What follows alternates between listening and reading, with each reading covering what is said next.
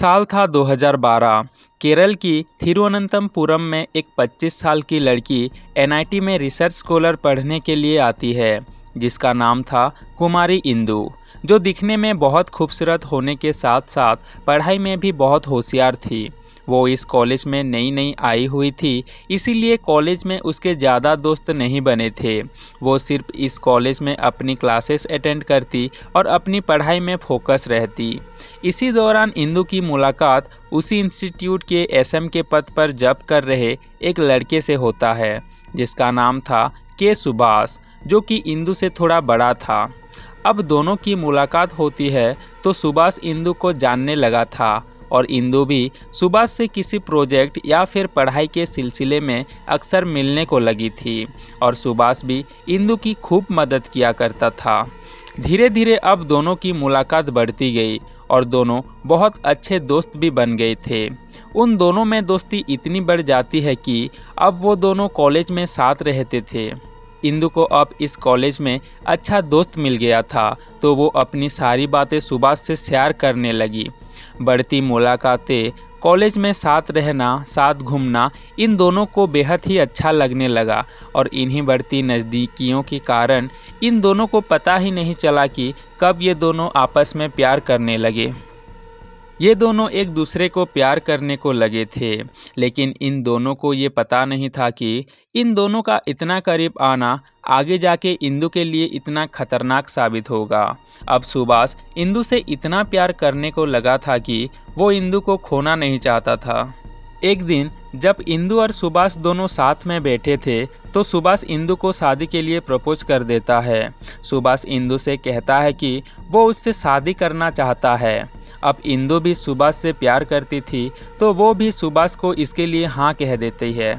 अब सुभाष इंदु की बात सुनकर बहुत खुश हो जाता है और खुशी से इंदु को गले लगा देता है। उन दोनों में वक्त ऐसे ही गुजरता जा रहा था। फिर 24 अप्रैल 2012 को सुभाष थिरुवनंतपुरम से कोझिकोड जाने के लिए अपने और इंदु के लिए ट्रेन के 2 टिकटें बुक कराता है।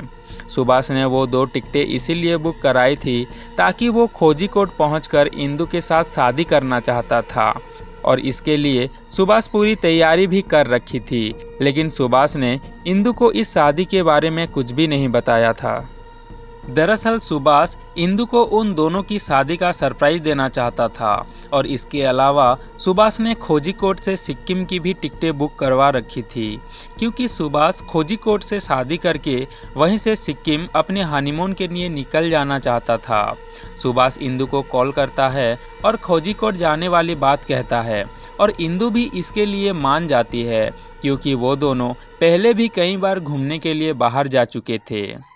उसी दिन यानी 24 अप्रैल के शाम को इंदु के माता पिता सुभाष के घर पहुंचते हैं।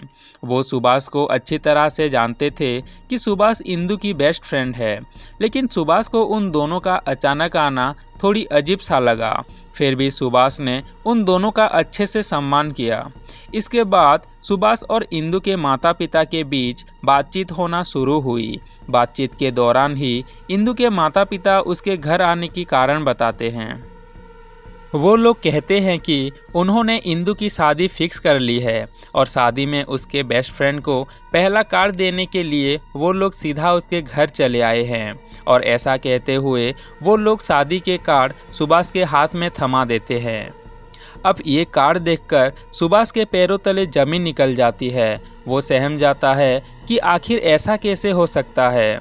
इंदु के पेरेंट ये भी बताते हैं कि ये शादी इंदु के मर्जी के साथ की जा रही है और वो लोग इसके बारे में उसकी राजी भी पूछी थी और इतना कहकर वो लोग वहाँ से चले आते हैं।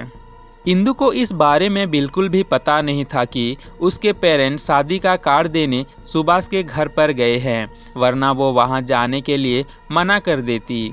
इधर सुभाष के मन में सिर्फ एक ही बात चल रही थी कि आखिर क्यों इंदु ने उसे इसके बारे में नहीं बताया, और इतना ही नहीं, जबकि उसे उसके साथ शादी भी नहीं करनी थी तो वो उसके प्रपोजल को एक्सेप्ट क्यों कर रही थी। ये बात सुभाष को अंदर ही अंदर खाए जा रही थी। उसके मन में इंदु के लिए गुस्सा भी था कि आखिर बात इतनी ज़्यादा बढ़ गई और इंदु ने इसके बारे में जिक्र तक नहीं किया। पर सुभाष को लगा कि शायद उसके पेरेंट कास्ट में ज़्यादा विश्वास रखते हैं और इंदु इसी वजह से चुप होगी और उसे एक बार इंदु से इसके बारे में बात कर लेनी चाहिए। इसलिए सुभाष उस टिकट को कैंसिल नहीं करता और 25 अप्रैल 2012 को इंदु और सुभाष प्लान के मुताबिक दोनों थिरुवनंतपुरम के रेलवे स्टेशन पर मिलते हैं और वहां से कोझिकोड के लिए ट्रेन पकड़ते हैं। ट्रेन के चलते ही दोनों आपस में बात करने को लगते हैं। अब सुभाष इंदु को 25 अप्रैल के शाम की सारी घटना बताता है। अब जैसे ही सुभाष की मुंह से उसकी शादी की बात सुनती है तो इंदु की चेहरे का रंग उड़ जाता है। सामने बैठा सुभाष इंदु से अपनी सारी प्लान के बारे में बताता है कि उसने सिर्फ उससे शादी करने के लिए ये ट्रिप प्लान की थी और इतना ही नहीं, उसने कोर्ट मैरिज के लिए रजिस्ट्रेशन भी करवा रखा है और वो उससे बेहद प्यार करता है। अब ये बात सुनकर इंदु कहती है कि ऐसा कभी नहीं हो सकता। उसकी शादी एक दूसरे कास्ट के लड़के से करने के लिए उसकी घर वाले कभी नहीं मानेंगे और इंदु सुभाष से साफ साफ कह देती है कि वो उससे किसी भी हालात में शादी नहीं कर सकता। उन दोनों का रिश्ता सिर्फ दोस्ती और प्यार तक ही था। लेकिन सुभाष इंदु से शादी के लिए जिद करने को लगता है और कहता है कि वो उसके बिना किसी भी हालत में नहीं रह सकता। अब सुभाष की बात सुनकर इंदु को भी गुस्सा आता है और वो उसके सामने जोर जोर से चिल्लाने को लगती है। उन दोनों की बहसबाजी को उसी डिब्बे में बैठे लोग भी देख रहे थे। सुभाष इंदु को टोकते हुए कहता है कि सभी लोग उन्हें देख रहे हैं और बातें सुन रहे हैं। उन लोगों को साइड में जाकर आराम से बात करनी चाहिए। अब दोनों उस सीट से उठकर उसी डिब्बे के गेट के पास आ जाते हैं और बात करने लगते हैं। उस वक्त रात के 1:30 से 2 बज चुके थे और उन दोनों के अलावा वहाँ पर गेट के पास कोई भी नहीं था। इंदु जस्ट गेट के सामने खड़ी थी और सुभाष उसके पास खड़ा था। सुभाष इंदु से आखिरी बार पूछता है कि वो उससे शादी करेगी या नहीं, तो इसके जवाब में इंदु उसे मना कर देती है और कहती है कि वो उसी से शादी करेगी जिसे उसकी पेरेंट पसंद किए हैं।